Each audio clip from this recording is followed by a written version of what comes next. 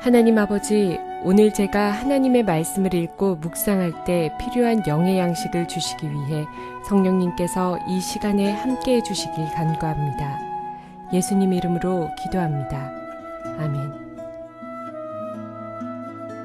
오늘 우리에게 주시는 하나님의 말씀입니다. 너희는 내게 거룩한 사람이 될지니 들에서 짐승에게 찢긴 동물의 고기를 먹지 말고 그것을 개에게 던질지니라. 사랑하는 성도 여러분, 평안하셨습니까? 오늘도 주님께서 주시는 말씀을 통하여 은혜로운 하루를 살아가시기 바랍니다. 오늘 우리에게 주실 하나님의 말씀은 출애굽기 22장 31절 말씀입니다. 오늘 본문을 보면은 들에서 짐승에게 찢긴 고기를 너희가 먹지 말고 그것을 개에게 주라고 하십니다. 여기서 짐승이라는 것은 맹수를 말합니다. 즉 맹수가 자기가 먹기 위해서든 어떤 다른 이유로든 다른 초식동물을 공격하는 경우가 있습니다. 그런데 그 공격하고 고기를 다 먹지 않고 가버리는 경우들이 종종 있습니다. 바로 근데 그때 들에 나가봤을 때 그런 고기를 발견했을 때 상황을 설정하고 얘기하고 있는 것입니다. 지금 이 설정 가운데 중요한 것은 그 당시에는 고기가 굉장히 귀한 때입니다. 오늘날과 같이 이렇게 고기를 마음껏 먹을 수 있는 시대가 아니었습니다. 농산물 자체도 귀하고 고기는 더 귀했던 때입니다. 즉 들에 나가가지고 어떤 죽어 있는 고기, 그게 썩지만 않았다면, 바로 잡은 고기였다면 사람들이 얼마든지 먹을 수 있는 상황이었습니다. 그런데 하나님께서는 그렇게 맹수에게 찢겨가지고 남아있는 고기가 많이 있는 그런 상태의 고기가 있다 할지라도 그것은 먹지 말고 개에게 주라고 하십니다. 왜 그렇습니까? 그것은 바로 이 맹수라는 건 율법에서 부정한 것에 속합니다. 또 개도 부정한 것에 속합니다. 그런데 오늘 이 본문의 맨 앞에 지금 뭐라고 나와 있습니까? 그렇게 해야 될 이유에 대해서 너희가 거룩할지니라고 전제를 답니다. 즉 너희가 거룩하기 위해서 이와 같은 행동, 오늘 본문에 하나님께서 명령하신 그와 같은 행동을 하라는 것입니다. 그 고기를 먹지 말라고 하는 것입니다. 이것이 무엇을 말합니까? 지금 이 상황 자체는 어떻게 죄가 되는 상황이 아닙니다. 즉 고기가 썩은 시체가 아닙니다. 썩은 시체 같으면 당연히 먹지 말아야 될 것입니다.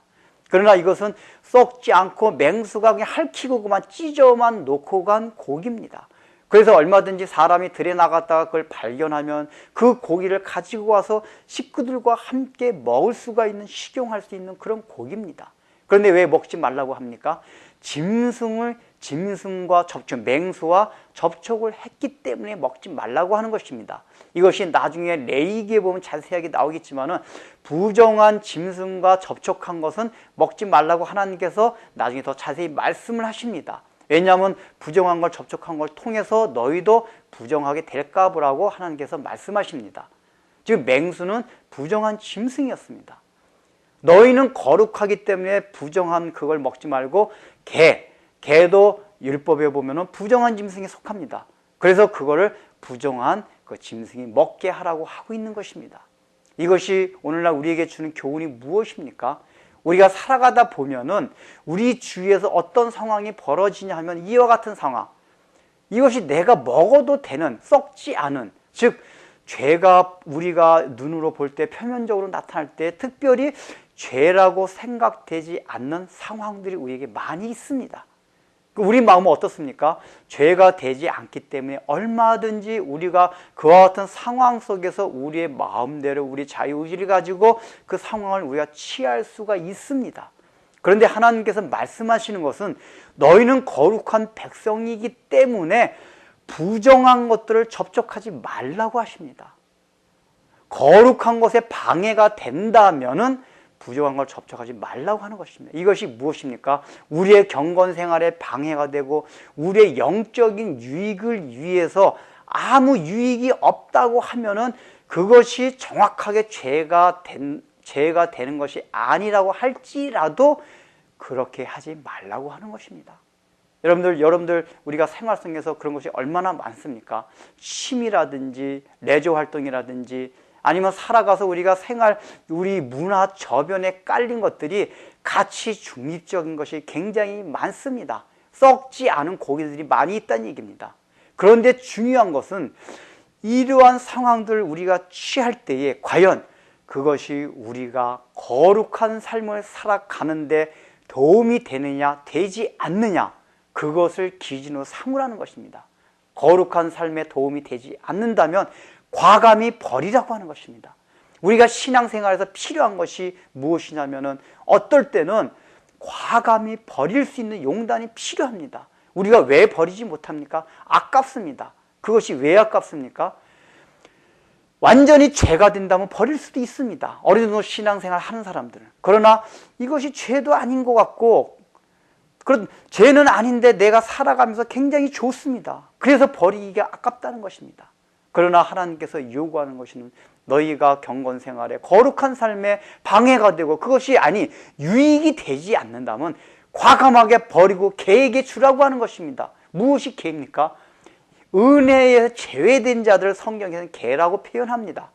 이것이 좀 이렇게 발음상 좀 뉘앙스는 그렇지만은 하여간 성경이 그렇게 말하고 있습니다. 즉, 이 세상에 믿지 않은 모든 사람들은 죄가 아니 된다면 당연히 다 누릴 수 있습니다. TV도 마음껏 보고 영화도 마음껏 보고 어디든지 마음껏 갈 수가 있습니다. 왜요? 그것이 윤리도덕적으로 죄면 안 되면 할 수가 있습니다. 왜냐하면 그 사람들은 은혜에서 제외된 자요 거룩히 살지 않아도 되는 사람들이기 때문입니다. 그러나 우리는 분리된 사람들입니다. 하나님께서 거룩을 추구하라고 따로 불러낸 사람들입니다. 그게 방해가 된다면, 유익이 없다면 과감하게 우리가 먹을 수 있는 고기를 할지라도 버려야 한다는 것을 지금 하나님께서 우리에게 요구하고 있는 것입니다. 기도하겠습니다. 하나님 아버지, 우리가 살아가면서 가치 중립적인 거, 우리가 볼 때 죄가 안 되는 것이 그것을 취해서 먹어도 되는 것들이 얼마나 많이 있습니까?